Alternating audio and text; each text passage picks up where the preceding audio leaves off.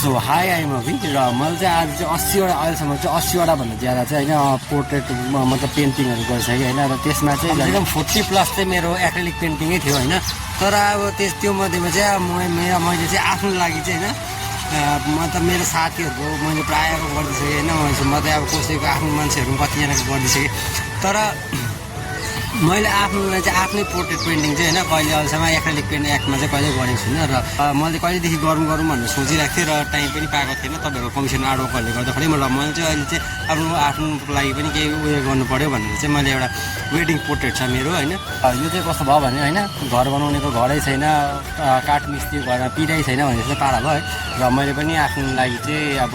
आफ्नो पनि एउटा पोर्ट्रेट पेन्टिङ चाहिँ बनाउनु पऱ्यो भनेर चाहिँ मैले एउटा वेडिङ पोर्ट्रेट को लागि चाहिँ मैले उयो गरेको थिएँ राखेको थिएँ र मैले आफ्नै बिहाको लागि बनाउँछु र रिफरेन्स पिक्चर यो छ है रिफरेन्स फोटो चाहिँ यो हो यो पेन्टिङको आउटलाइन चाहिँ मैले रेकर्डै भएन रहेछ है र यो पनि मैले ग्रिप मेथडबाटै गरेको र यो पेन्टिङ पनि कन्टिन्यू हुनेछ तर आजको लागि भिडियो लामो हुन्छ र आजको लागि यति नै र